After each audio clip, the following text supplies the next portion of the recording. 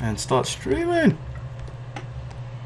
We live. We should be live now. Yes. And we're live. How's it going, man? Yeah, good. Welcome. Welcome everybody to the Dasourcewall issue 79 or rather. I'm your boy, the Outlaw Red Hood. This your boy, We Read Comics Too, and your girl, the Phantom Specialist, is out doing Phantom special things. So we're just gonna hold down the fort until she gets back. So everybody, welcome. We've got some dope shit for you today. Yeah, dope shit to talk about. Some good stuff. Just can't wait. Yeah. Speaking of good stuff, what do you think of that Batmobile? So first of all, I love that it looks like an Impala, like an American muscle car. Yeah. I love American muscle cars. If I could have one, someday I'll have my own Mustang. Yeah. But it looks dope. It looks also more true to form. Like, I was never a fan of the tank. Yeah, no, I didn't like that. But I didn't like that. Batman v Superman and the Nolan movies. I'm like, it didn't make sense, man. No, because Batman's supposed to be going through the night, stealthy and all ninja-like. Yeah. But then he gets in his car and just tears through the city, like crushing buildings with his tank. It made no sense. Yeah, I didn't like that part. It was good that the bike came out of it.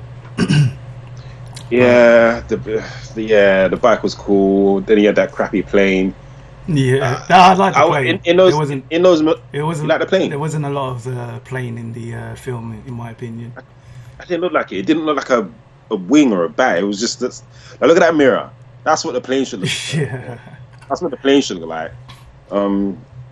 Yeah, I didn't like it. But this car, I think this car looks dope. Yeah. And in terms of him being like a ninja, he could just be driving through traffic and you kind of just have to double take. Yeah. And be like, wait, was that the Batmobile? And someone could be like, nah, that was just like a Mustang or someone's custom made. Yeah. You wouldn't know until you know. Yeah. I think it looks sick. Yeah, it does look good, man. It does look good. Have you seen all the stuff that people have been saying online about the back of it? What about? No, I haven't seen that. Basically, the back of it is supposed to be shaped like a bat signal. Oh, is it? It's supposed to be shaped like a bat. Yeah. So people have done outlines of two. Well, I've only seen two different bat logos, but apparently the back of it is an outline. Yeah, all right. The bat logo. Okay. Yeah. I couldn't see that in the picture. Maybe someone in the top in the image we've got in the top right picture. See if you can kind of make out a bat. Yeah, kind of. I could see like some curves. Yeah. Yeah. But I'll send you the thing later. But I think anyway.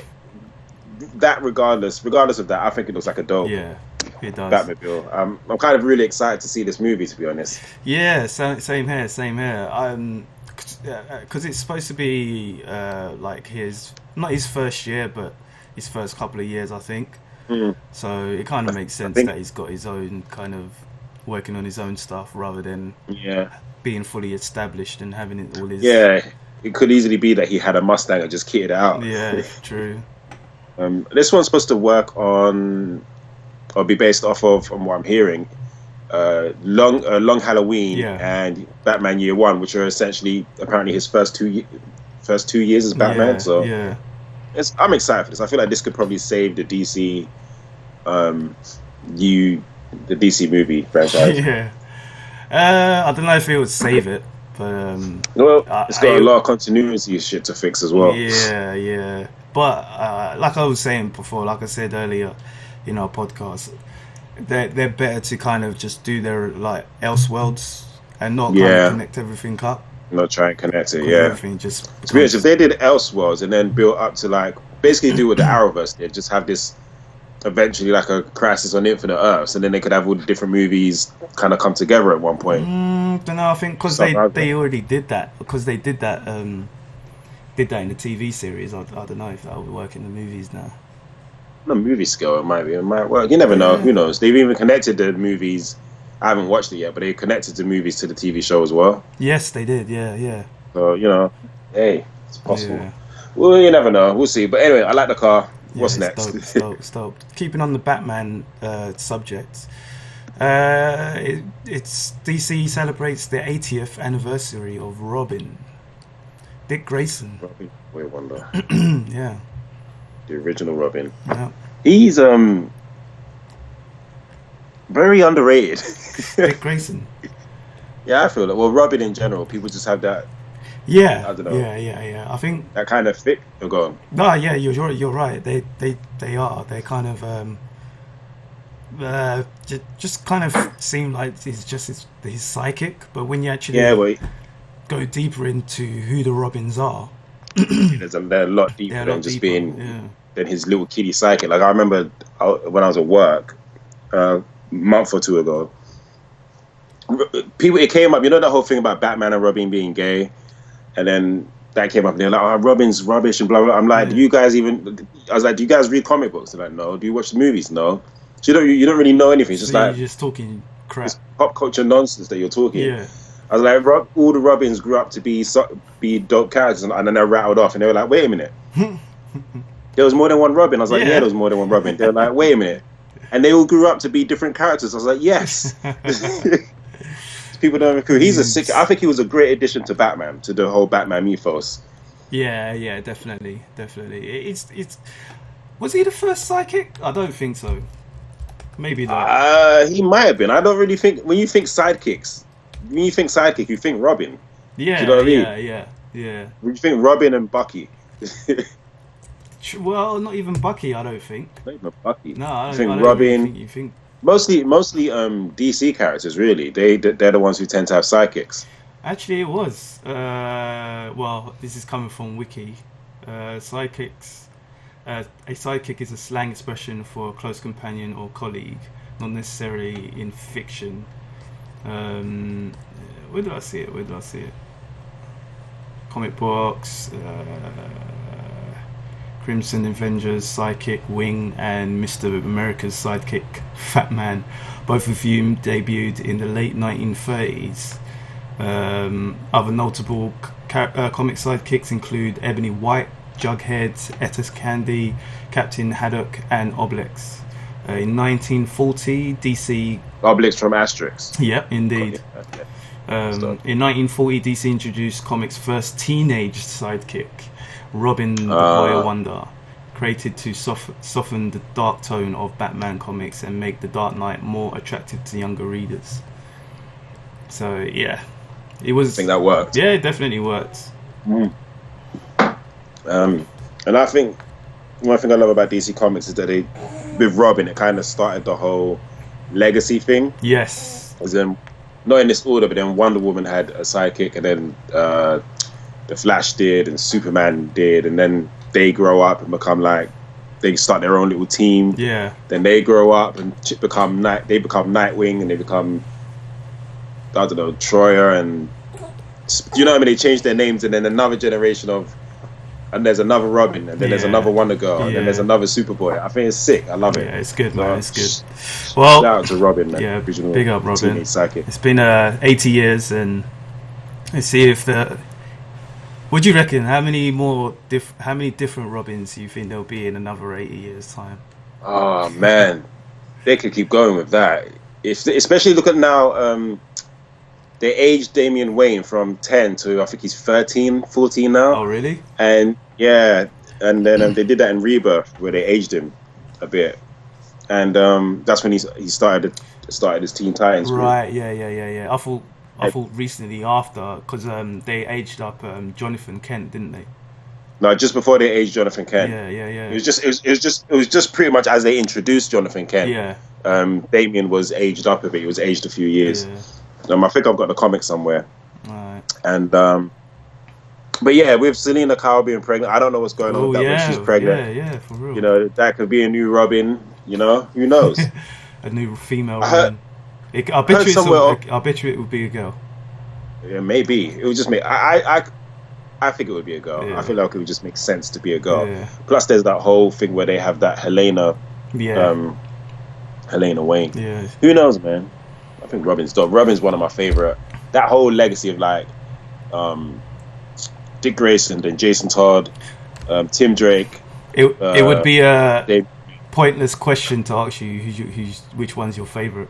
Jason Todd. Yeah, come on, man. Yeah. The Red Hood. I love Tim Drake and Dick Grayson. Like those two are sick. And Tim Drake, Robin, Dick Grayson was my Robin because obviously watching the Burt Ward Robin from Batman, the 60s Batman, and Dick Grayson being Robin in Batman the Animated Series. But growing up, Tim Drake was my Robin because he was the Robin in the comics at the time. Yeah.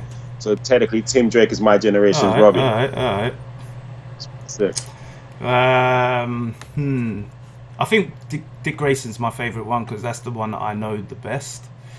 I've only really started getting into and reading a bit, even though I've dropped off a bit. But recently, kind of started reading Red Hood. But I find Tim Drake the most interesting one. Tim Drake, really? He's the most interesting one for me because he's kind of like the smart one who's he's the smartest out of the group. He's the one that's supposed to have excelled most in martial arts, the one who's excelled most in criminal science and all of that. That's what I find more intriguing about him. But I just know Tim Drake better than all the others. So, and even Damien, I actually like Damien. A lot of people don't like him because of his attitude, but I think I like that little. Damien grew on me a lot, to be honest. He took, but the way people kind of fell in love with him, I feel like but he's not the best. No, he likes to think of himself to be the best. He's the best one. Yeah, he's not. I mean, he had a great introduction some years back when he first came into it in Batman. What was it called? Batman's Son or whatever. That was a sick comic. I didn't read that actually. That was a 6 storyline. Yeah. It's really good, man. Basically, Talia al Ghul shows up with this kid and claims it to be Batman's. Batman takes it. Basically, she gives him to Batman just to kind of so he can infiltrate him and figure out a way to take him down. But then he grows to want to stay with him. It's a sick comic, man. He beats up. Well, I would say he sucker punched Tim Drake, and then he ends up becoming Robin later. Yeah. It was a sick comic book. He hates Tim Drake. Not Tim Drake. Dick Grayson, doesn't he? He just has because he's like, I'm the true son. Because obviously Dick Grayson was the first, and he was the one that Batman took in. But he's I'm the real son. I'm the original son. Basically, he's got a bit of a chip on his shoulder because Bruce took in all these other boys before him. Then there was Stephanie Brown, who was pretty dope at the time. She's what is she in the comics now? Oh, right, yeah. Yeah, she used to be Batgirl back in the day for a spell as well. Isn't she in that movie? Stephanie Brown. No, I think it's Cassandra Cain. Yeah, she's orphaned right now in the comics, and she used to be Batgirl at a point as well. She was a sick Batgirl. I don't even want to talk about that movie. Alright, let's move on to another movie then. This one is John Krasinski would love to play Reed Richards, aka Mr. Fantastic. Who is John Krasinski? You don't know who that is? Probably by face. He stars and directed A Quiet Place. He was also in was it Community? I never watched the series, but was it he was Jack Ryan as well, and a TV series he was in, I think he was in was it Community? It's probably not. He was in that show. I think he was in that show where he was Arrested Development. Yeah, I never watched that. I know his face. He was in The Office, The Americans, The Office. It's something specific that I'm thinking of. I'm seeing if it's here. And we go, blah, blah, blah, blah. But I know who this guy is. So basically, he had an interview because he's promoting A Quiet Place 2. He's written and directed it, the first one as well. And basically comicbook.com's one of their guys was asking him some decent questions. In the interview he basically said, so I'm sorry in advance, I know you can't answer if you're going to play Mr. Fantastic, but you have to play Mr. Fantastic, right? And Krasinski said, oh my god, that's the best answer ever. And He said, "I would love to do it. I think to be part of Marvel the Marvel world would be amazing anyway, and the fact that people would even consider me for the level of a part would be amazing. I genuinely have had no conversations with or don't know anything about that. I genuinely have had no conversations or don't know anything that's happening with that. I'm awaiting Kevin's announcement of what the hell's happening with that as much as you are." Yeah, he also said, "Oh yeah, the Fantastic Four. I would." In another interview, he said, "Oh yeah, the Fantastic Four. I would love that. I mean, listen, I'm still getting into the whole superhero thing. I didn't read comics as a kid, not as many. I read some, but not as much. But I'm a huge superhero fan, so yeah, I'd love to do something like that. If there are any left, a lot of these have been taken by, but the ones that are left, yeah, I would love to do something like that." But yeah, I think he looks the part, and his wife also looks the part to play Sue Storm, who's Emily Blunt. Yeah, I mean, I don't know much about this guy as an actor, but I could definitely see him as a Reed Richards, definitely. And yeah, Emily Blunt could be Sue Richards. Why they've not? even started to draw Reed Richards a bit like him as well in the comics. Oh, is that what they were going on? Was that what they were going for? That's jokes. Yeah, we'll see if that happens. Why not? That'd be cool. And yeah, Emily Blunt as Sue. Just looking at Emily Blunt. Yeah, why not? Yeah. Could work. Yeah, why not? I think that'd be pretty sick. Yeah, go for it. Kevin Feige, just give him the job. And look, to be honest, this is taking a while now. I just want to know what's going on with X-Men, what's going on with Fantastic Four. Just give us something. Because they know they've obviously got access to all these other characters, and they're like, we want to use these other characters, but like, come on, give us us what we want. Just put them there. Exactly. All right. We'll see. Winston Duke has an idea for who should be the villain in Black Panther 2. Yeah, I heard about this. Who was his idea? Who was his character, obviously. M'Baku. Do you know what? I suppose it works in the sense that, and for those of you that don't know, for those that don't read comics, he was originally called the Ape Man. Yeah. Ape Man in the comic books, which is fucking racist, but whatever. Yeah. He was called the Ape Man, and and his tribe and the Panther tribe, or whatever they were called, they don't get on. And M'Baku feels like his tribe should be the one to rule over Wakanda, over T'Challa and T'Chaka's tribe. But they kind of hinted at that in the Black Panther movie. But obviously now, since then, and Endgame and Infinity War, they're calling each other brother. I think it would be upsetting for movie fans if like they go in the direction of all of a sudden they're not friends again, and it would just look like more internal conflict like the first movie. I think, in the first movie it was like Killmonger comes and then he gets Wakandans to fight Wakandans. I don't really want to see a second movie of Wakandans fighting Wakandans again. I think it looked bad as well. He said, basically he quoted, well, I'll read what he said here. M'Baku is a hero, but he has so much going on. I think what makes a really great villain is that they have the power of seeing things their own way, and they can define their own circumstances. So yeah, pretty much like you're saying, I don't really want to see that, to be honest. No, it's been done, and I don't want to see it. I think they should find someone else. I think they should. Fans have been speculating about the whole Namor thing. I think that would be dope. Yeah, Namor. Dope introduction. I was actually thinking Doctor Doom, but I think Namor would be better. Definitely. Yeah. Well, I just like the idea of like, they won't do this in the movies, but I would have loved to have seen the Amazons go against Atlantis in the DC movies. I think that would have been sick. Yeah. But something like that where we're seeing. What comic was that? Flashpoint. They did it in Flashpoint, where Wonder Woman and Aquaman, they're at war with each other, which was sick. And it's such a sick concept. Yeah.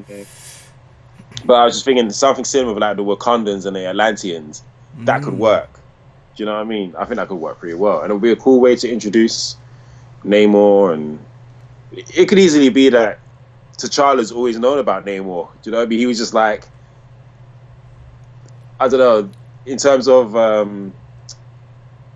like royalty, that the Wakandans could have just known about them. He's seen Namor as a kid. He's like, oh, that pompous prince that he'd have to go visit when his dad would drag him to Atlantis. Because they're both like secret cities as well that they don't want people to know about. Yeah, exactly. So I think they could easily do that. I think that'd be a lot of fun. That could be the rivalry, like Namor's like kind of being like, why are you why did you expose yourself? Why did you expose your country to these people? These exposing you exposes us, and we don't want to be exposed. I think that'd be sick, but we'll see. I'm not down for that whole M'Baku being a villain. I think they had their chance with that during the first movie. They took it in a different direction.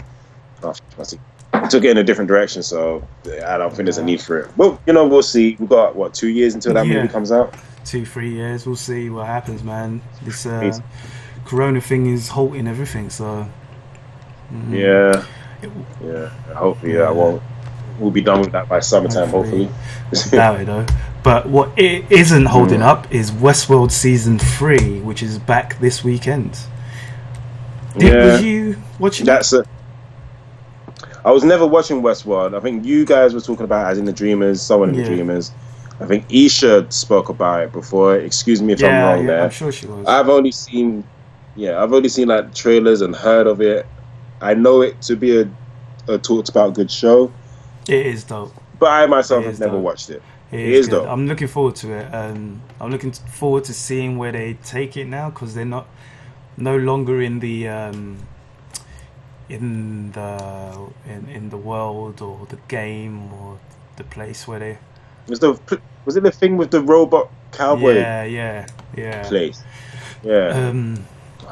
I watched a couple episodes of that actually. It was actually pretty good what I watched. Season 1, that was ages ago, like season 1. So we're in season 3 now, which is crazy. It took 2 years before between season 3 and season 2. Yeah. Really? So wow. We'll see. That's to me because I'm not paying attention. It just seems like it comes out and then it goes away, and like as a normal show. So I'm not paying attention. Now I didn't even notice that 2 years. It just, to me, it's like season 3 is out and it's just been going smoothly. Like it's. I think we've been spoiled as well. It did go pretty fast for me, anyway. Yeah. But yeah, I think there's so many things on TV now. We're burning through Altered Carbon season 2 at the moment, so I think we've got 2 episodes left. But yeah, the missus doesn't watch Westworld, so luckily I can watch it at my own pace and burn through it. You can just burn through it. Yeah. So fair enough. For all you Altered Carbons, for all you Westworld fans, it's on HBO on Sunday, March 15th at 9 p.m. And then if you're in the UK, I think it's on Sky Atlantic at 9. I think it is on Sky Atlantic. I'm not sure if it probably will, but normally back in the days when I had it was coming on at 3 a.m. in the morning, but then it will come on on 9 p.m. that Monday evening. So. Okay. So that's that. Go watch that, folks. Get your Westworld on. Exactly. But one bad news actually is James Bond, No Time to Kill. Unfortunately, that's been postponed for 7 months. 7 months, jeez. Have they given a reason why? They did mention some things, but not really anything. So on their wasn't creative differences, was it? On their Twitter, they said MGM, Universal, and Bond producers Michael G. Wilson and Barbara Broccoli announced today that after careful consideration and thorough evaluation of the global theatrical marketplace, the release of No Time to Die will be postponed until November 2020. Then they sent another one saying the film will be released in the UK on November 12th, 2020, with worldwide release dates to follow, including the US launch on November 25th. I mean, there's a lot of chatter on the interwebs. A lot of haters. Oh man, there's so many people hating so many things nowadays. I'm starting to get sick of it. But basically, there's people saying that they wanted to postpone because they know it's going to be crap, and there's a lot of people that are peed off because there's I actually forgot her name. I shouldn't have forgotten her name, but the new female, the black girl, she is a designated. Apparently, she's a designated 00 because Bond's retired yet again, so she's taking up his 00 status, and a lot of people were peed off about that. A lot of people were peed off thinking that obviously this is Daniel Craig's last Bond film. And people were assuming that the next Bond will probably be a girl or black or whatever. So there's that's just expected. But I think I think it's possibly obviously with the coronavirus going on at the moment. The market's obviously not right for it. A lot of Italy's been what's the word? Shut down, locked off, and probably other cities will follow suit. That will definitely hinder it. They could probably have released it in the summer, but what I personally think, the story possibly has something to do with a virus being released to the world, maybe. Yeah, maybe. Yeah. Oh, what was it? What, a virus, did you say? Yeah, that's what I think. Oh, wow. So it's a bit maybe, sensitive. Yeah, maybe it's some rewrites. I don't even think it's a rewrite. I don't think they'll rewrite it, but I think they'll just release it at a later date where it's not so central in the news, you know? Yeah. Oh, fair enough. I think there's people who obviously we don't know the reason, they're not giving us one, but people that just assume that it's because it's going to be crap because they've got a black female. Get over yourselves, man. Yeah. Get over yourselves. This could be easily the best Bond movie, and I'm not being biased. I'm just saying you don't know, you've not seen it. Yeah. And they've not given a reason as to why it's been postponed. Just movies get postponed all the time. Do you know what I mean? This is a big this is like a big jump. 7 months is a long time, man. 7 months is a long time, though. Yeah, no, I'm not denying that, but it's just people in their my laptop. People in their speculations, they get on my nerves as well, and everyone's got a bloody opinion. Yeah. Oh well. We'll see what it is. So I'm looking forward to it. That's a film I would love to see in the cinema. I wouldn't mind seeing that, actually, definitely. Yeah.